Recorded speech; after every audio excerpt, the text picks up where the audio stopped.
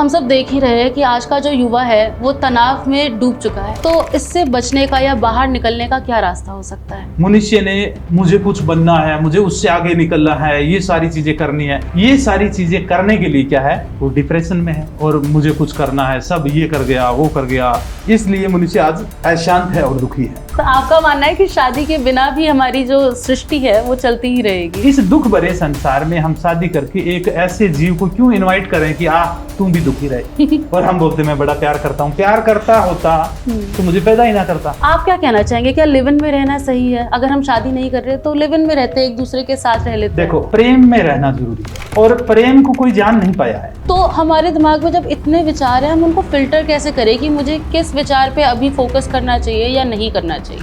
1 घंटे के लिए आदत बना ले कि मोबाइल को मेरे को दूर रखना है। अपने भीतर ही भीतर 3 बार आपको बोलना है रिलैक्स रिलैक्स रिलैक्स। आपको क्या लगता है, परमात्मा जो है वो हमारे भीतर है या स्वर्ग में है या नर्क में है या किसी मंदिर में है? इस संसार में कुछ पाना है तो दौड़ो, और अगर परमात्मा को पाना है तो जहाँ है वहीं बैठ जाओ, शांत हो जाओ, वहीं तुम्हें परमात्मा मिलेंगे। अगर मेरा जन्मदिन आ रहा है तो एक नए साल की शुरुआत करने के लिए मुझे जाके मंदिर जाना चाहिए, सिर्फ उस दिन नहीं उसके आगे भी, ताकि परमात्मा मुझसे खुश हो जाए। परमात्मा कोई व्यक्ति तो है नहीं, व्यक्ति होता तो वो तो नाराज हो जाता है। तो क्या है परमात्मा? परमात्मा अस्तित्व है, परमात्मा शून्य है। जो हम बनावटी थॉट्स पे चलते हैं ना, बनावटी विचारों पे चलते हैं हम, कि अगर आपको परमात्मा से जुड़ना है तो आपको एक जगह जाना चाहिए, एक तरह के कपड़े पहनने चाहिए, तो वो ज़रूरी नहीं है। आपके विचार साफ हो, आपके मन में प्योरिटी हो, तो आपको परमात्मा यहाँ बैठे बैठे मिल मिलेंगे।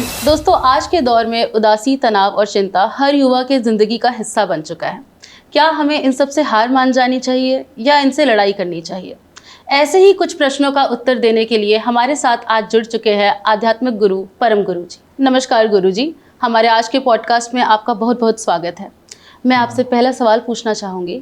हम सब देख ही रहे हैं कि आज का जो युवा है वो तनाव में डूब चुका है, तो इससे बचने का या बाहर निकलने का क्या रास्ता हो सकता है? देखो, आज की पीढ़ी जो अशांत दुखी है, इसका कारण है कि कंपटीशन मचा हुआ है। और किस वजह से कंपटीशन मचा है? सोशल मीडिया की वजह से। अगर आज से हम 20-25 साल पीछे जाते हैं तो 20-25 साल पहले एक व्यक्ति अपने पड़ोसी को देखकर दुखी होता था। इसके घर में अच्छी गाड़ी क्यों आ गई, इसके अच्छा घर क्यों है, ये हर रोज इतनी शॉपिंग क्यों करता है। तो अपने पड़ोसी को, गांव को या शहर को देखकर ही दुखी था। आज मनुष्य दुखी है कि कोई व्यक्ति गोवा के बीच के ऊपर पार्टी कर रहा है तो यहाँ पर बैठा देख रहा है, अमेरिका में क्या हो रहा है, दुबई में क्या हो रहा है, यानी सब जगह क्या हो रहा है। और होड़ सी मची हुई है और सब लोग इन्फ्लुएंसर बनना चाहते हैं कि वो इतना बड़ा, मैं छोटा रह गया, ये हो गया वो हो गया।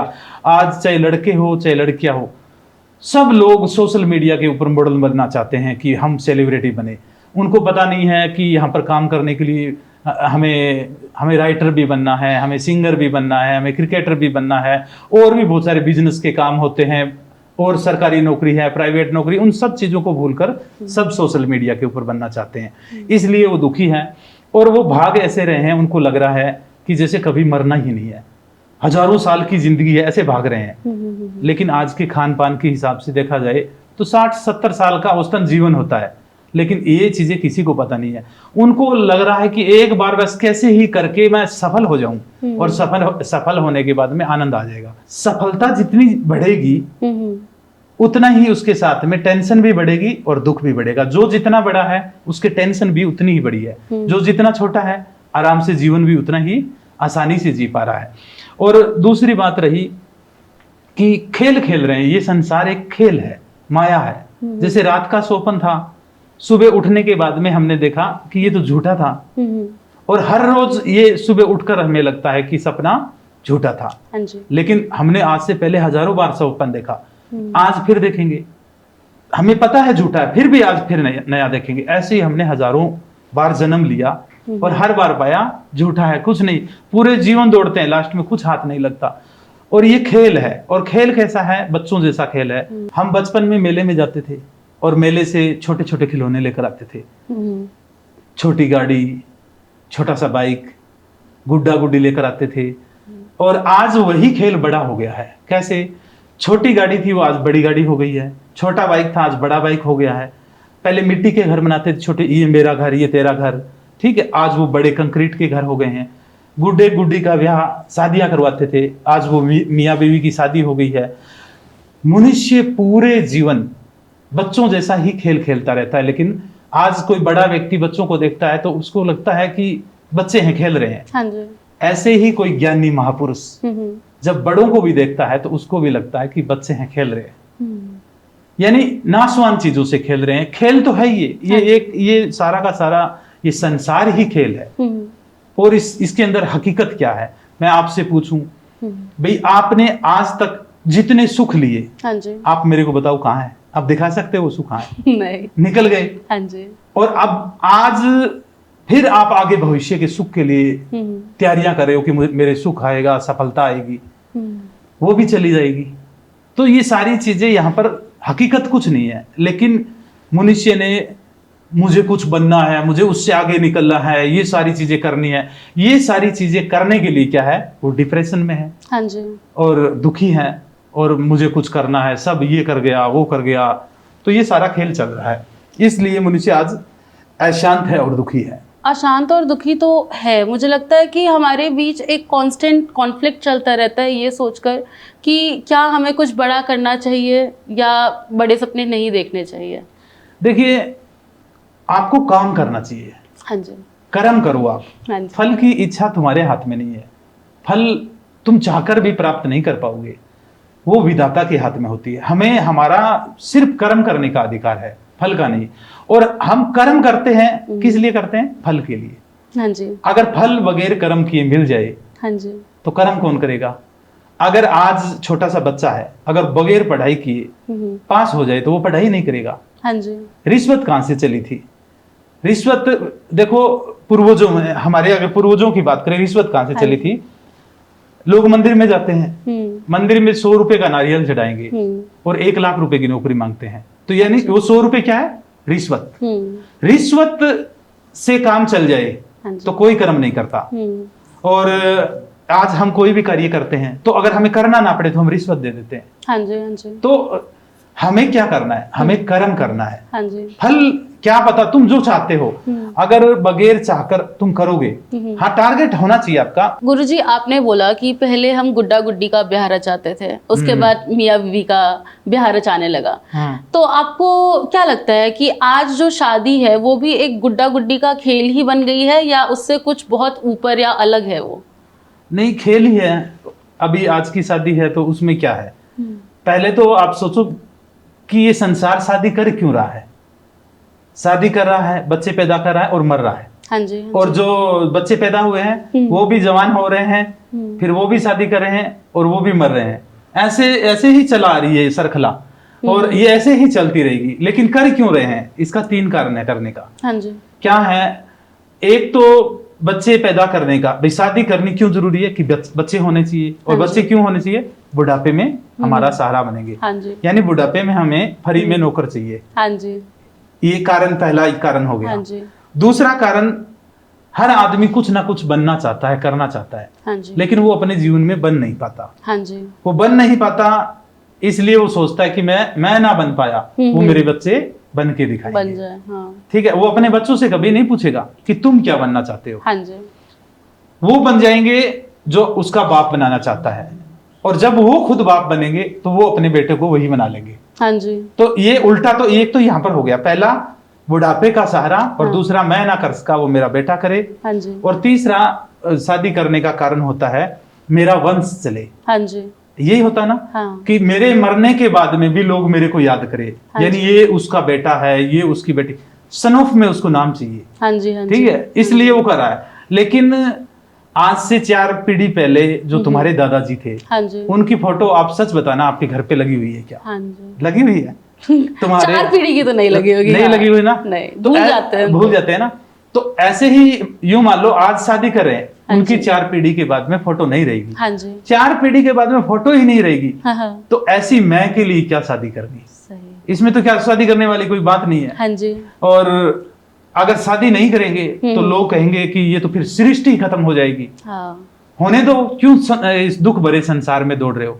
सृष्टि खत्म हो रही है, मानव लुप्त हो रहा है, होने दो, परमात्मा ने बनाया था और एक ऐसा संत आया जिसने बताया कि क्यों भाग रहे हो, हाँ जी। और तुम जाग गए तो होने दो, बस लीला खत्म हो गई, इतनी ही लीला थी, पूरी तो हुई।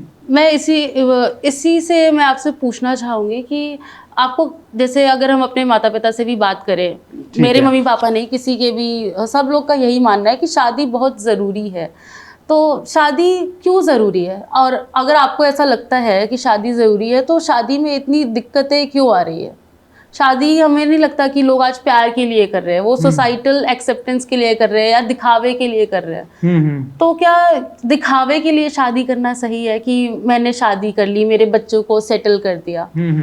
ये क्या लोगों की थिंकिंग है कि वो शादी भी दिखावे के लिए करना चाहते हैं? तो देखो, दिखावे के लिए जब शादी करोगे तो पूरे जीवन आपने दिखावे के लिए की, कोई प्रेम तो है नहीं। हाँ जी। फॉर्मेलिटी पूरी करनी है, हमारे दादा ने की थी, उनके दादा ने की थी, हमारे पिता ने की। क्या अब आपने हम करी शादी? मैंने, हाँ जी। देखो पहले के टाइम के अंदर अगर बात करें तो बाल विवाह होता था, छोटे छोटे बच्चों की शादियां हो जाती थी। तो जब मैं 7 साल का था, हाँ जी। तब मेरी सिस्टर की, बड़े भाई की शादी थी, तो उनके साथ में ही मेरी शादी कर दी थी। अच्छा। 7 साल की उम्र में। अच्छा। अगर वो एक दौर था, मैंने पूछा मेरी अभी शादी क्यों कर रहे हो? हाँ जी। अभी तो मैं दूसरी कक्षा में जाने लगा हूँ। तो बोले कि अभी 10 साल में, 15 साल में फिर हलवाई जो मिठाइयाँ बनाता है, हाँ जी। वो टेंट वाला, हाँ, हाँ। हम इतने अमीर नहीं हैं हाँ जी। कि 10 साल बाद में फिर से 1-2 लाख रुपए लगा पाए, इसलिए भी साथ ही साथ कर देते हैं। एक शादी हुई तो दूसरी तो वो साथ में कर वो दी। साथ में ही मेरे, जब मैं 7 साल का था तब मैंने कर ली थी। और अगर आज मेरे से पूछते कि शादी करनी है तो मैं तो कभी ना करवाता। तो मेरे ऊपर थोप दिया गया था एक हाँ रिश्ता, जी। तो इसलिए जो थोप दिया था तो उसको निभाए जा रहे हैं, बस बात खत्म है। उस वक्त तो आपको शादी के मायने भी नहीं पता होंगे। नहीं, 7 साल, जब आप 7 साल के थे, हाँ जी। तो आपकी जब शादी हो जाती, हाँ जी, तो अब आपको वो उस टाइम में पता था? नहीं था। बिल्कुल नहीं। तो ये बात है। तो शादी करना या ना करना, मैं तो नहीं मानता कि शादी करना, देखो मनुष्य बहुत ज्यादा समझदार है ना। हाँ जी। ये यूनिवर्स है, हाँ जी। ये अस्तित्व है। इस अस्तित्व में चांद है, तारे हैं, पशु है, पक्षी है, पेड़ हैं, पौधे हैं, जीव है, जंतु है, सब अपने आप हो रहा है। हाँ जी। सुबह सूर्य उदय हुआ, दोपहर हुई, अस्त हुआ, हवा चल रही है, नदियां बह रही है, झरने बह रहे हैं, फूल खिल रहे हैं, मुरझा रहे हैं, नए फूल खिल रहे हैं, ये चल रहा है, प्रकृति है। हाँ ये जी। यूनिवर्स चल रहा है। इनमें से तो एक भी शादी नहीं करा। तो आपका मानना है कि शादी के बिना भी हमारी जो सृष्टि है वो चलती ही रहेगी? नहीं, शादी के बगैर भी, देखो शादी नहीं करेंगे हाँ जी। तो फिर बच्चे पैदा नहीं करेंगे, हाँ जी। और बच्चे पैदा नहीं करेंगे तो आने वाले, यूं मान के चलो 60-70 साल बाद में, हाँ जी। तो ये जो दुख, अशांति, कंपटीशन है ना, ये आगे ये पीछे, हाँ। ये यहीं खत्म हो जाएगा। देखो बचपन में तो खिलौने ना मिलने का दुख, हाँ जी। जवानी में सफलता ना मिलने का दुख, हाँ जी। और बीमारियों में बुढ़ापे का दुख। तो दुख भरा संसार है ये। इस दुख भरे संसार में हम शादी करके एक ऐसे जीव को क्यों इनवाइट करें कि आ तुम भी दुखी रहे, और हम बोलते मैं बड़ा प्यार करता हूँ। प्यार करता होता तो मुझे पैदा ही ना करता। सही बात है। तो इसको, इस सृष्टि को हम यहाँ पर रोक सकते हैं। और बाकी सृष्टि चलानी हो तो सृष्टि बगैर शादी भी चल जाती है। तो अगर हम शादी नहीं कर रहे हैं, तो आजकल युवाओं में बहुत ट्रेंड है इस बात का कि मुझे शादी नहीं करनी पर मैं लिव इन रिलेशन में रह सकता हूँ। हालांकि ये जो विषय है बहुत विवादास्पद है, पर आप क्या कहना चाहेंगे? क्या लिव इन में रहना सही है? अगर हम शादी नहीं कर रहे तो लिव इन में रहते, एक दूसरे के साथ रह लेते हैं। देखो, 2 चीजें होती है। मेरा कहने का मतलब है प्रेम में रहना जरूरी है। हाँ। प्रेम के अंदर, और प्रेम को कोई जान नहीं पाया है। आज अरेंज मैरिज हो जाती है, लड़के लड़की ने देखा ही नहीं। आजकल तो चलो देख लेते हैं, एक बार तो देख लेंगे शादी से पहले। एक बार देखने से कैसे जान पाएंगे?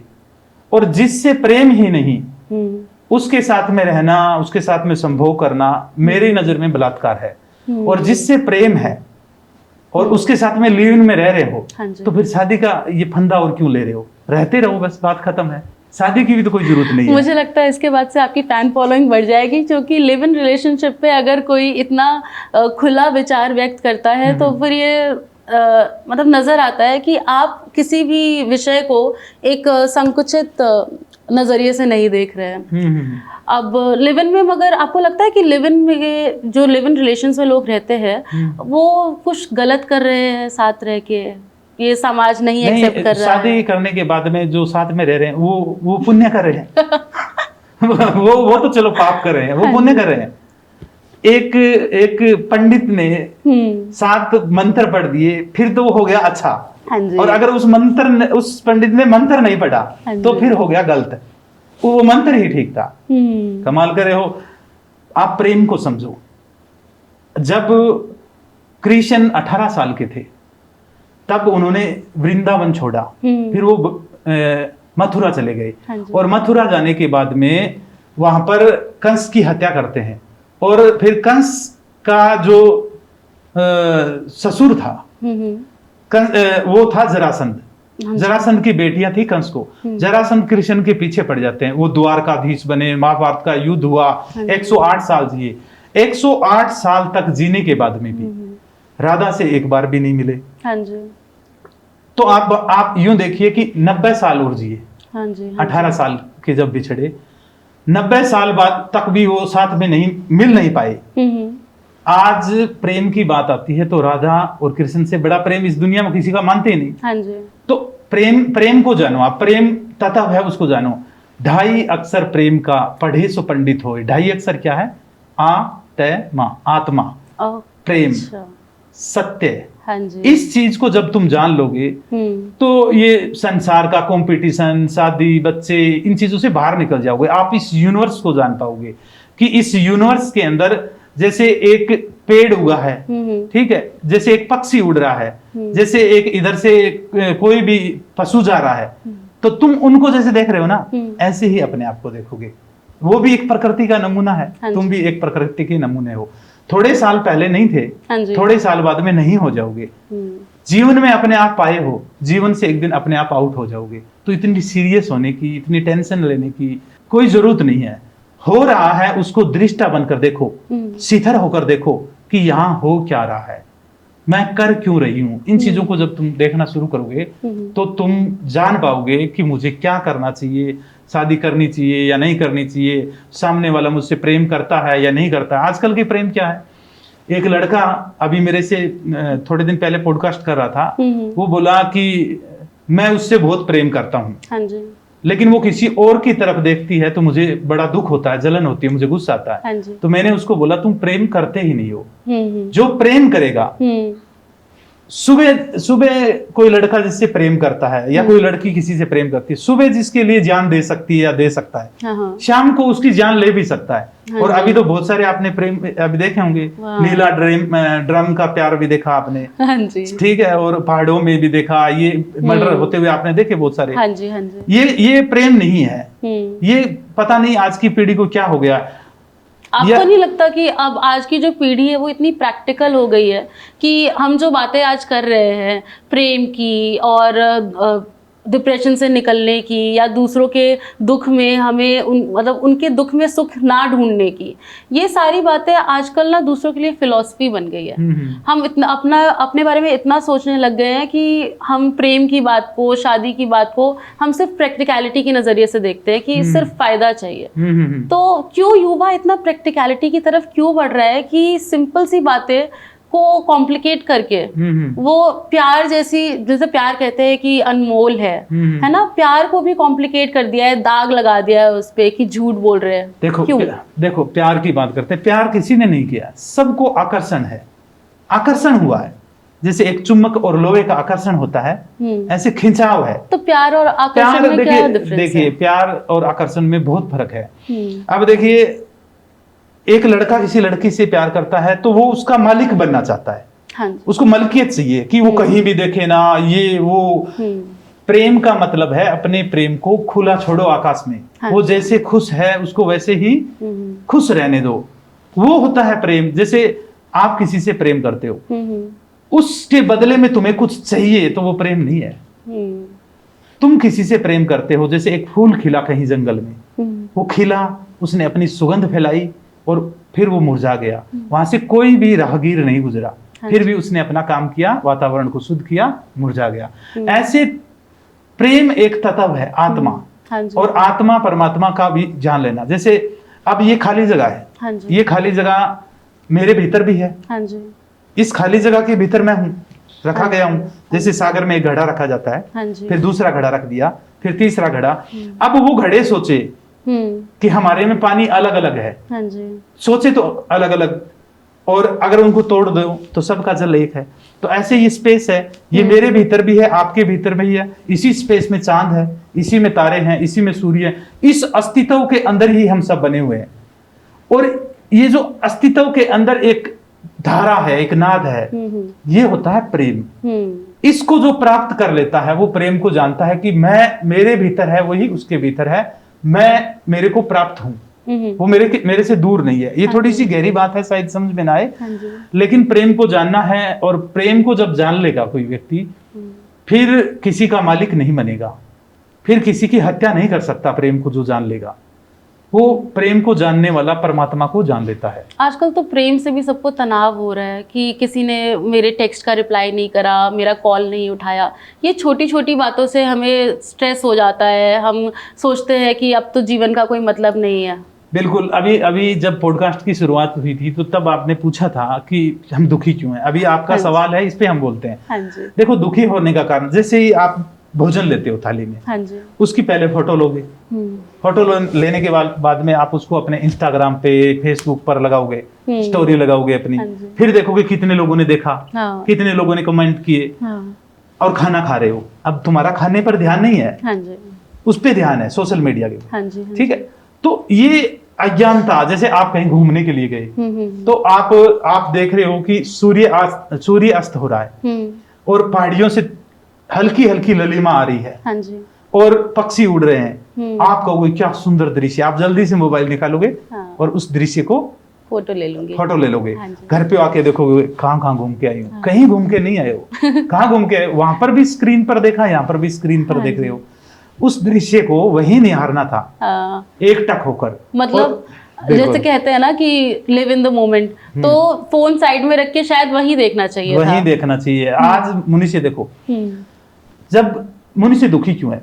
जब मनुष्य नहाता है ना, तब खाने की सोचता है, हाँ, और जब खाता है ना, तब दफ्तर की सोचता है। दफ्तर में होता है ना, तब मूवी की सोचता है। हाँ जी। जो काम कर रहा है वहां मनुष्य होता ही नहीं, आगे की सोचता रहता है। आगे की सोचता है। अगर इस क्षण में, इस वर्तमान पल में क्या हो रहा है, यहाँ पर हम दृष्टा बन जाएं, यानी यहाँ पर दृश्य अच्छा है तो उस मोबाइल को छोड़ो, इसी को निहारो। वो दृश्य और आप एक हो जाओ, तो तुम्हें आनंद आएगा घूमने का। फिर तुम्हें कोई दुखी भी नहीं कर पाएगा। दूसरा, और दुखी होने का कारण क्या है? और दुखी होने का कारण, आप घूमने के लिए गए, शिमला गए आप घूमने के लिए, हाँ जी, तो शिमला में आपका कोई दोस्त बन गया, दूसरी जगह गए, वहां पर अब सब लोग आपके फ्रेंड है, हाँ जी। अब वो आपको थोड़ी सी बात होती है, मेरे घर पे तो ये हो गया, मेरे दोस्त ने ये कह दिया, अब उसकी टेंशन वो आपको बता रहा है, अब आपको टेंशन हो गई, हाँ जी, कि उसको ये वो, यानी सारे लोगों का बाहर सबकी टेंशन अपने सर पर लेकर चलोगे, हाँ, तो दुखी पीड़ित होगे। तो अगर तुम्हें सुखी रहना है, हाँ जी, तो अपने मोबाइल के अंदर आज एक काम करना है, कॉन्टैक्ट नंबर देखने हैं, हाँ जी, कि कौन सा जरूरी है। मम्मी जरूरी है, पापा जरूरी है, भाई जरूरी है, जो जरूरी है, हाँ जी, वो रखना है, बाकी सब डिलीट कर देना है। जैसे अपने मोबाइल के अंदर बहुत सारे कॉन्टैक्ट नंबर हो जाते हैं, हाँ, हाँ, या बहुत सारे आपने उसमें सॉन्ग डाउनलोड कर दिए, फिल्में डाल दी, तो मोबाइल क्या हो जाएगा? हैंग हो जाएगा, हाँ, चलेगा नहीं। ऐसे ही बहुत सारे ये अपने रिलेशन लोगों के साथ में हो जाएंगे, तो हमारी जिंदगी भी हैंग हो जाएगी मोबाइल की तरह। और अब इसको ठीक करना हो तो मोबाइल में से डाटा डिलीट करना पड़ेगा। गुरुजी, आपने कहा कि हम किसी और की भी बातें सुनते हैं तो वो भी सोचने लग जाते हैं, उनकी चिंताओं के बारे में कभी कभार खुद चिंता लेने लग जाते हैं। तो हमारे दिमाग में जब इतने विचार हैं, हम उनको फिल्टर कैसे करें कि मुझे किस विचार पे अभी फोकस करना चाहिए या नहीं करना चाहिए? देखो, विज्ञान क्या कहता है कि 24 घंटे के अंदर 61,000 थॉट आते हैं, मनुष्य के चेंज होते रहते हैं। 61,000 ये वो 61,000 24 घंटे में। और मोबाइल का जो आविष्कार हुआ ना, वो मनुष्य की विवेक बुद्धि के कारण हुआ है। अब देखो, आप अपने मोबाइल के ऊपर कोई चीज सर्च करो कि आपको कपड़े चाहिए या जूतों की दुकान चाहिए, या आपको कहीं पार्लर सर्च करना है, हाँ जी, हाँ जी, तो कहीं भी आपने सर्च किया, हाँ, एक जगह करना है, वो आपने गूगल कर दिया, अब आप फेसबुक पर जाओगे तो वहीं पर भी आपको वही कपड़ों की दुकान दिखा रहा है, आप इंस्टाग्राम पर जाओगे वहीं पर वही दिखा रहा है, यानी एक बार आपने सर्च कर दिया हाँ। तो फिर वो वही चीज आपको देगा। ऐसे ही आपने एक बार दिमाग में सर्च कर ली कि उसको ये हो गया, अब वही विचार शुरू हो गए। तो अब देखो इनको फिल्टर करना है, तो फिल्टर करने के लिए सबसे पहले भी अच्छे विचार जाए तुम्हारे जीवन के अंदर जो काम आने वाले हैं, हाँ। वो विचार जाए। ऐसे 61,000 थॉट फालतू के चलते रहे तो तुम जीवन में कुछ नहीं बन पाओगे। हाँ। तो इसको आपको फिल्टर करना है। तो इसमें सबसे पहले आपको क्या करना पड़ेगा, 1 घंटे के लिए आदत बना ले कि मोबाइल को मेरे को दूर रखना है। हाँ। और मोबाइल को दूर रखकर एकांत में कमरा बंद करेंगे, लाइट ऑफ करेंगे और आराम से शांति से लेटना है तो लेट जाए, नींद ना आए आपको, हाँ। ठीक है। और वो तो मुश्किल है। हाँ, अगर बैठ के कर सकते हो तो बहुत अच्छी बात है, बैठना है और अपने भीतर 3 बार आपको बोलना है रिलैक्स रिलैक्स रिलैक्स, और महसूस करना है कि मेरी बॉडी बिल्कुल शांत हो रही है, ऐसे शांत हो रही है, शांत हो रही है। फिर आपको क्या करना है, फिर एक अभ्यास करना है। हाँ जी। कि सांसें आ रही है, सांसों पर ध्यान देना, सांसें आ रही है, सांसें जा रही है, सांसें आ रही है, सांसें जा रही है। ऐसे करते करते थोड़ी देर सांसों पर, फिर अगर कोई बराबर में थोड़ी देर सांसों से ज्यादा हो जाए तो फिर आप बराबर में आवाज क्या आ रही है, जैसे आपके घर में दीवार घड़ी लगी हुई है तो उसकी आवाज सुनने की कोशिश करना, टिक टिक टिक टिक, या कहीं नल से पानी गिरा है, बूंद बूंद की आवाज आ रही है, उस पे फोकस हाँ, करना, या पंखे की या एसी की कोई आवाज आ रही है, फिर उसको सुनना है। ऐसे आपको ये एक अभ्यास है। अब आपको ये क्या अभ्यास है, इसी को ध्यान बोलते हैं। अच्छा। इससे स्थिरता आएगी आपके अंदर, यानी तुम इस वर्तमान पल में क्या हो रहा है, हाँ जी, उसको देख रही हो, सांसों को देख रही हो। नहीं तो हमने आज तक देखा ही नहीं। तो फिर क्या है, आप दीवार घड़ी की सेकंड भी सुन रही हो, और भी बहुत सारी चीजें। तो आपको लगता है कि अगर हम ध्यान लगाते हैं तो हम परमात्मा से जुड़ जाते हैं? लोग अक्सर यही कहते हैं। लगता है क्या है, जुड़ते ही हैं। मैं परमात्मा, अगर मेरे को अगर आप पूछोगे कि परमात्मा कहाँ है, हाँ जी, तो मैं आपको मेडिटेशन करवाऊंगा और आपको अपने भीतर ही बोध होगा कि परमात्मा कहाँ है तो कैसे हैं, उसका बोध आपको मेडिटेशन के अंदर होगा। जो साधना है, हम साधना बताते हैं और फालतू के कोई पाखंड नहीं बताते कि ये करो वो करो। जब तुम साध लेते हो किस चीज को, इस ध्यान को, जो मैं आपको इस वर्तमान पल में क्या हो रहा है, अगर आप उसको साध पाए तो आप बन जाओगे दृष्टा, साक्षी, यानी देखने वाले। आपको क्या लगता है परमात्मा जो है वो हमारे भीतर है, या स्वर्ग में है, या नर्क में है, या किसी मंदिर में है, या किसी स्पेसिफिक स्पेस पे है जहाँ पे बोला जाता है कि यहाँ पे परमात्मा का वास है? कहाँ ढूंढे हम परमात्मा? कहीं ना ढूंढो, जहां पर भी तुम ढूंढने के लिए जाओगे वहां तुम्हें धाम मिलेगा। और जहां तुम बैठे हो वहीं अगर अपने भीतर चले गए तो तुम्हें परमात्मा मिलेगा। इस संसार में कुछ पाना है तो दौड़ो संसार में, और अगर परमात्मा को पाना है तो जहां है वहीं बैठ जाओ और शांत हो जाओ, वहीं तुम्हें परमात्मा मिलेंगे। कैसे मिलेंगे? आप बोले हो कि स्वर्ग में है या किसी खंड में है। स्वर्ग में, किसी खंड में, ऐसे वो तो बच्चों का परमात्मा हुआ, बच्चे इससे ज्यादा समझ नहीं पाएंगे। उनको बोल दो ऊपर कहीं परमात्मा बैठा है, तो वो कहेंगे हाँ ऊपर से देख रहा है परमात्मा, आसमान में बैठा, हाँ आसमान में बैठा परमात्मा देख रहा है।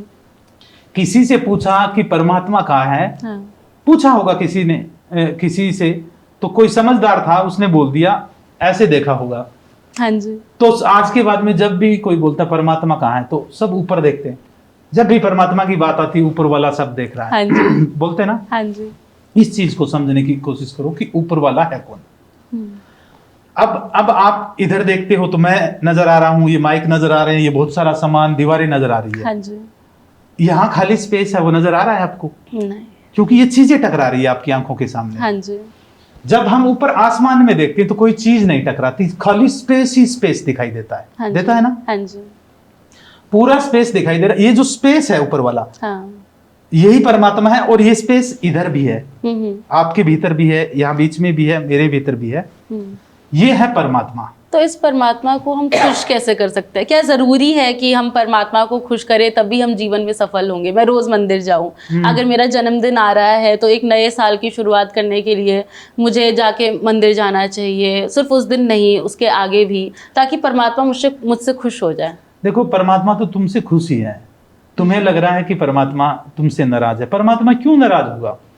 परमात्मा कोई व्यक्ति तो है नहीं। हाँ जी। व्यक्ति होता तो वो तो नाराज हो जाता है। तो क्या है परमात्मा? परमात्मा अस्तित्व है, परमात्मा शून्य है, परमात्मा सागर है। यानी सागर के अंदर ये लहरें है ना, हाँ जी। आप यूं समझिए कि एक पर्दा है हाँ जी। थिएटर का, उस पर फिल्म चल रही है। जो फिल्म तो चल रही है वो तो है ये संसार, और जो पर्दा है वो है परमात्मा। वो पर्दा जो फिल्म चल रही है वो इधर भी है, जो इधर आदमी खड़ा उसके अंदर भी पर्दा है, हाँ जी। इधर खड़ा उसके अंदर भी पर्दा। पर्दा तो एक है, फिल्म के अंदर लोग दो है। मूवी के अंदर एक बारिश हुई है, हाँ जी। उस बारिश से पर्दा गीला होता है? नहीं। नहीं होता। तो यहाँ कुछ भी हो रहा है, इस संसार में कुछ भी हो रहा है, ये परमात्मा रूपी पर्दे के ऊपर हो रहा है। और जैसे ही फिल्म खत्म हुई, पर्दा निर्लेप। ऐसे ही ये संसार रूपी फिल्म चल रही है, और जैसे ही इस फिल्म को हटा दो, आप अपने को हटाओ, इस सारी चीजों को हटाओ, पृथ्वी हट गई, चांद हट गया, तारे हट गए, सब कुछ हट गया, बाकी जो बच गया वो पर्दा है, वही परमात्मा है। उस पर्दे के बगैर ये फिल्म नहीं चल सकती। हाँ जी। समझ में आया? परमात्मा ऐसे है परमात्मा। और तुम बोलते हो कि मुझे मंदिर में जाकर अपने नए साल की शुरुआत करनी चाहिए। हाँ जी। मंदिर में ही जाकर क्यों? अब देखो, अब परमात्मा मंदिर में भी है, ये नहीं कि ये स्पेस तो मंदिर में भी है, हाँ जी। ये आकाश तो मंदिर में भी है, हाँ जी। ये आकाश यहाँ पर भी है, ये आकाश तुम्हारे भीतर भी है। आप जब मुंह खोलोगे तो अंदर स्पेस दिखाई दे रहा है। हाँ। अंदर ये खोपड़ी है, इसके बीच में भी खाली जगह तो होगी। हाँ जी। होगी। तो ये जैसे ये बोतल है, ये हाँ बोतल, जी। इस बोतल के अंदर आपको ये स्पेस दिखाई दे रहा है। हाँ। दे रहा, आप ढक्कन बंद कर दिया। हाँ जी। अब ये पारदर्शी है तो हमें पता है स्पेस इसके अंदर भी है। अगर पारदर्शी ना हो तो हमें पता नहीं इसके अंदर भी स्पेस है। हाँ तो हम पारदर्शी नहीं है, लेकिन स्पेस तो हमारे अंदर भी है। हम चलेंगे, इसके अंदर चलेंगे, स्पेस अपने आप यहाँ से खड़े होकर वहां जाओगे। हाँ जी। तो ये यहाँ पर स्पेस है ना, ये तो यही है, ये कहीं नहीं जाएगा। आप इस स्पेस में जाओगे और आगे से आगे ये इतना सुख समय आपके शरीर से निकल जाएगा। जैसे मेट्रो ट्रेन देखी आपने? हाँ जी। हाँ जी। मेट्रो ट्रेन के ऊपर तार होता है एक, हाँ। और मेट्रो जब चलेगी तो मेट्रो चलती जाएगी, ऊपर तार है, आगे से आगे लाइट लेती रहेगी, बिजली लेती रहेगी। ऐसे तुम इधर इधर उधर चलते जाओगे, और ये जो परमात्मा है, हाँ, हाँ। ये तुम्हें जीवित रखता है, ये तुम्हारी चेतना है। तो यही परमात्मा है।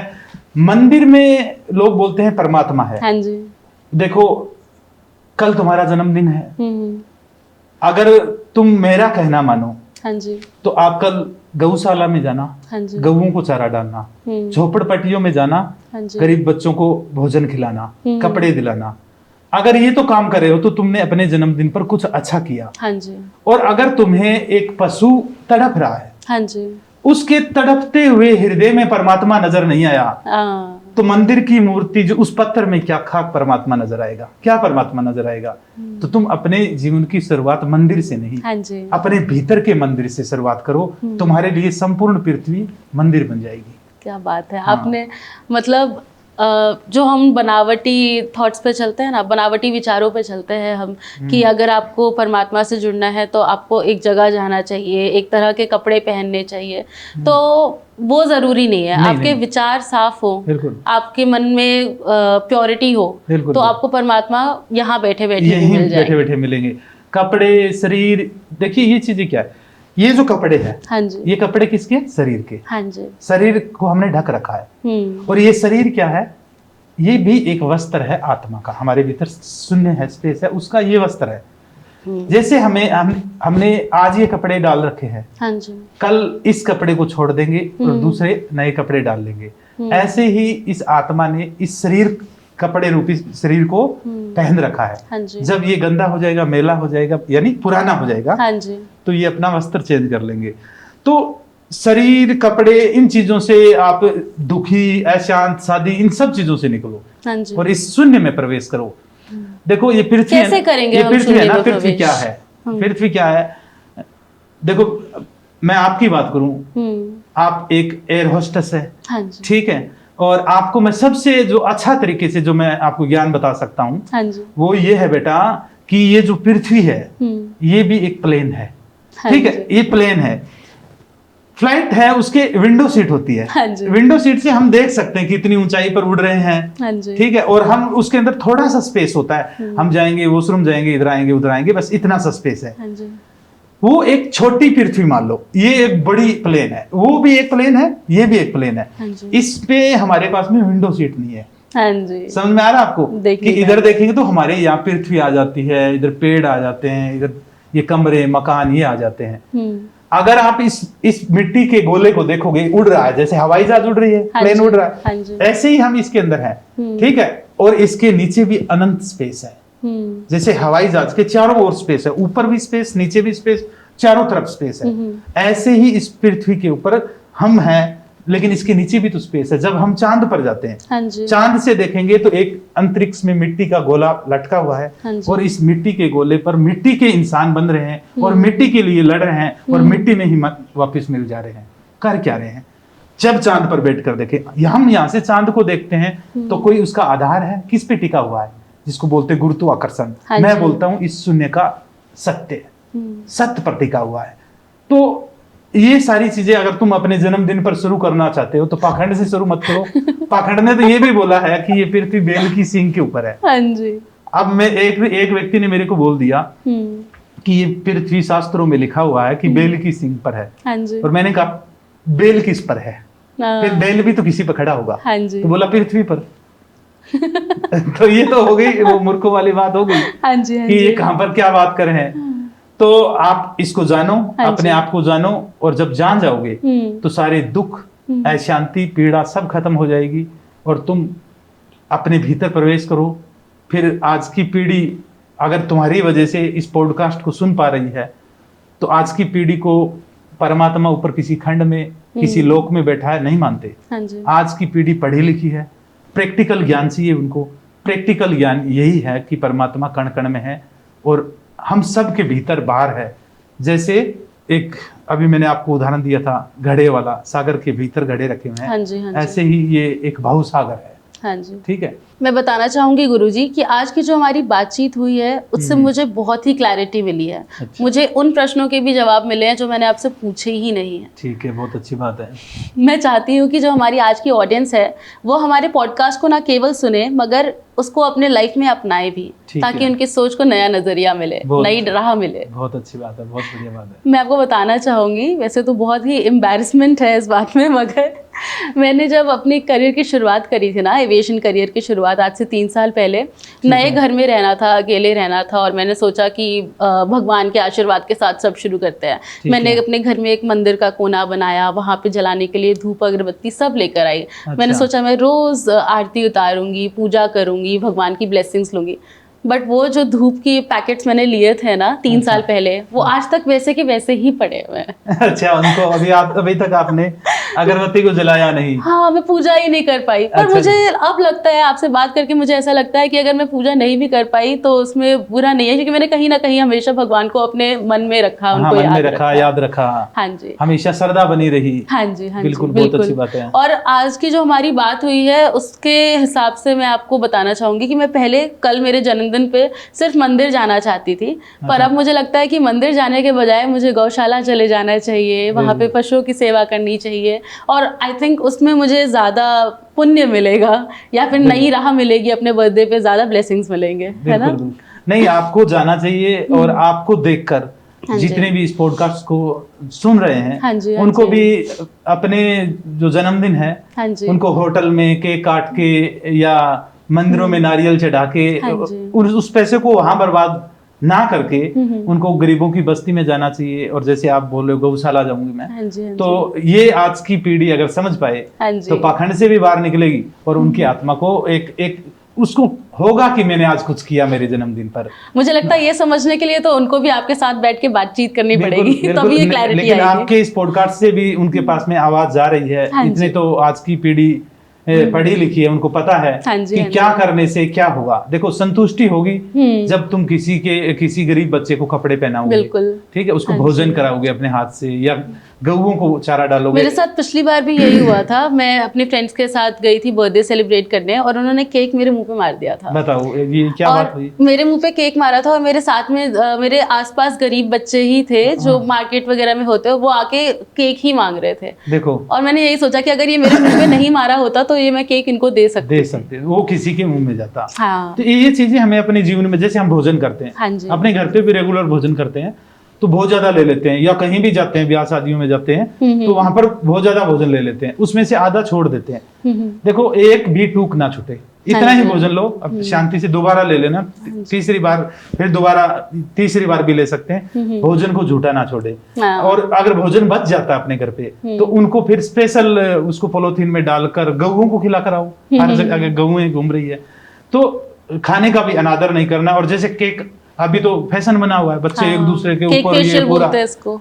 उस पैसे को गरीबों को खाना खिलाते तो वो हाँ। कितनी दुआएं मिलती आपको। तो ये आपके जीवन की जो अब कितने साल के हो गए हो आप? मैं 25 की होने वाली हूँ। 25 की। तो 25 साल बाद में अब ये बचपना चला गया है, अब मैच्योरिटी शुरू हो गई है। हाँ जी, हाँ ठीक है। जी। तो 25 साल तक पहले ब्रह्मचारी का पालन होता था, फिर वो एक गृहस्थ का जीवन, यानी वहां से मैच्योरिटी होती थी। हाँ जी। तो अब आपकी इस बर्थडे से आपकी मैच्योरिटी शुरू हो रही है। आशा करती हूँ कि मैं सिर्फ उम्र में ना बल्कि अपने सोच और नजरिए में भी थोड़ी बढ़ जाऊँ इस जन्मदिन के बाद। बिल्कुल बढ़ जाओगे, यही मेरा आशीर्वाद है, जरूर बढ़ोगे। थैंक यू गुरुजी। बिल्कुल मैं बताएं। आपको बताना चाहूंगी गुरुजी कि मैं एविएशन में तो थी ही, मेरे फ्लाइट्स करी ही है, पर उसके साथ साथ मैं एक वॉइस एक्टर भी हूँ। अच्छा, बहुत अच्छी बात है, बहुत बढ़िया। मुझे ना लोगों की नकल उतारने में बहुत मजा आता है। अच्छा अच्छा। तो अब आपने मेरे सवालों का जवाब तो दे दिया है, ठीक है। मगर मेरे पास और भी ऐसे सवाल हैं जो कि कोई और आपसे पूछना चाहेगा। कौन पूछना चाहेगा, बुलाइए आप, कहिए। क्या आप शिनचैन को जानते हो? हाँ, अब आपसे सारे सवाल पूछेगा शिनचैन लोहारा। पूछिए पूछिए, बताइए सिंचन, क्या पूछना चाहते हो? मैं ये पूछना चाहूंगा कि क्या मेरे जैसे प्यारे बच्चों को भी पाप लगता है? माना मैं बॉम को परेशान करता हूँ, टीचर को भी परेशान करता हूँ, पर मैं इतना नादान हूँ, मुझे तो भगवान माफ कर ही देंगे ना। देखो, आप मम्मी को परेशान करते हो, वो उसमें पाप नहीं लगता। पाप हम किसी के बारे में बुरा बुरा सोचते हैं, किसी का ये हो जाए वो हो जाए, हम सोच रहे हैं किसी के बारे में बुरा, सिंचन, वो पाप होता है। मम्मी के साथ में शरारत करना तो प्रेम होता है, वो पाप नहीं हो सकता। वो तो अपनों के साथ में ही नहीं, अगर आप हंसोगे खेलोगे तो फिर जीवन में जियोगे किसके साथ जियोगे? अब आप अगर ऐसा बोलोगे तो मैं मम को और भी परेशान करूंगा। बिल्कुल बिल्कुल बिल्कुल। पर गुरुजी, आपने ये भी कहा था कि कण कण में भगवान बसा है। क्या आपको ऐसा लगता है कि मेरे स्कूल बैग में भी भगवान है? बिल्कुल, आपके स्कूल बैग में सिंचन परमात्मा है। परमात्मा हर जगह है, हर जगह। कण कण का मतलब क्या होता है? आप एक नीचे ऐसे मिट्टी उठाओगे, जो रेत होती है मिट्टी, उसका जो एक किरकिर सी होगी आपके, उसके भीतर में भी सिंचन परमात्मा है। आपके स्कूल में भी जो बैग है उसमें भी परमात्मा। ये बोतल है, ये बोतल है, इस बोतल के अंदर भी परमात्मा है। ये जो खाली स्पेस इसके अंदर आपको दिखाई दे रहा है, इसमें भी परमात्मा है। तो आपके थैले में भी परमात्मा है, क्योंकि सारी चीजें स्पेस के अंदर है, तो उसमें भी परमात्मा है। अगर परमात्मा है तो वो हमें दिखाई क्यों नहीं देता है? देखो सिंचन, परमात्मा कैसे हैं? एक मछली थी, छोटी मछली थी, वो बड़ी मछली के पास में जाती है, रानी मछली के पास में, और बोलती है कि रानी मछली, मैं बचपन से सुनती आ रही हूँ कि सागर है, हम सागर में रहते हैं, लेकिन मेरे को सागर दिखाई क्यों नहीं दे रहा है? क्यों? मछली को कभी सागर नहीं दिखाई देता, क्योंकि मछली ने सागर में ही जन्म लिया, सागर में ही जीवन जी रही है और सागर में ही मर जाएगी। सागर उसके आंखों के इतने नजदीक है, उसके भीतर बाहर है, तो वो उसको कभी देख नहीं पाती। मछली कभी भी सागर को नहीं देख सकती, लेकिन मछली को हम सागर से बाहर निकालें और किनारे पर पटकें तो वो तड़फेगी, और बाद में उसको हम दोबारा सागर में डालेंगे तो वो कहेगी हाँ सागर तो था। लेकिन हम ऐसे भवसागर में रहते हैं कि इसका कोई किनारा भी नहीं है, इसका कोई अंत ही नहीं है। तो हम ऐसे भवसागर में हैं, और जिसका अंत नहीं होता वही अनंत होता है, और जिसका अंत आ जाए वो कभी अनंत नहीं होता।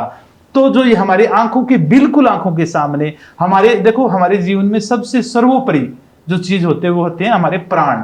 आपने देखा कोरोना काल के अंदर लोगों को ऑक्सीजन नहीं मिल रहा, सांस नहीं मिल रही थी, तो लोग मर रहे थे। तो सबसे ज्यादा जरूरत किस चीज की होती है? सबसे नजदीक क्या चीज है? प्राण होते हैं। लेकिन प्राणों से भी जो नजदीक है वो है परमात्मा, और वो परमात्मा सबका एक है, सभी धर्मों का, सभी मनुष्यों का, और सबका एक है। मैं समझ गया गुरुजी, परमात्मा हर तरफ है और वो सिर्फ एक है। बहुत बढ़िया, बहुत अच्छा लगा आपके साथ में, आज के बच्चों के साथ में पॉडकास्ट करके अच्छा लगता है, क्योंकि अभी जो 40 साल के 50 साल के हैं वो तो इस बात को मानते नहीं, क्योंकि अपना ज्ञान है वो विज्ञान के साथ में है, और ज्ञान और विज्ञान आज की पीढ़ी जान पाएगी। और सबसे ज़्यादा हमारे साथ में युवा ही जुड़े हुए हैं, क्योंकि उनको पाखंड नहीं, प्रैक्टिकल चाहिए। तो आपकी वजह से भी और युवाओं को क्लियर हो, मैं यही आशा करता हूँ। धन्यवाद। तो ये तो थे मेरे सवाल। अगर आपके भी मन में गुरुजी से पूछने के लिए सवाल है तो उन्हें कमेंट्स में लिख दें। अगर आपको ये पॉडकास्ट पसंद आया हो तो अपने दोस्तों को भी सुनाइए। लाइक, कमेंट और शेयर जरूर करें। धन्यवाद।